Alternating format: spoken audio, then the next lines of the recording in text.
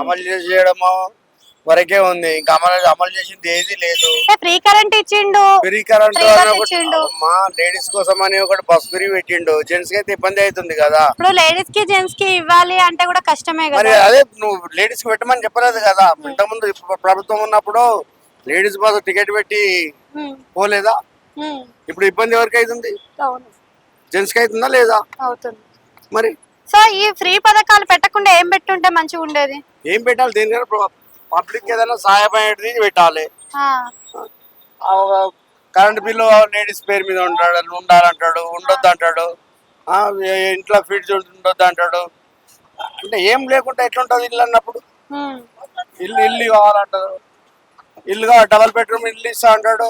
ఇవి ఉండొద్దు, అవి ఉండొద్దు, రూల్స్ పెడితే అవి ఉన్నాయి పడేసుకోము కదా. ఈయన కోసం ఈయన ప్రభుత్వంలో, ఇప్పుడు తెలంగాణ ప్రభుత్వంలో ఉన్నాయి, ఏమున్నా ఇస్తామన్నారు, రాసుకుర్రు. ఈయన ప్రభుత్వం వచ్చినాక మొత్తమే అది అయిపోయింది. అసలు కేసీఆర్ కి రేవంత్ రెడ్డికి తేడా అంటే ఏం చెప్తారు మీరు? మాకు చాలా మట్టుకు అయితే రేవంత్ రెడ్డి కేసీఆర్ చాలా మట్టుకు చేసింది.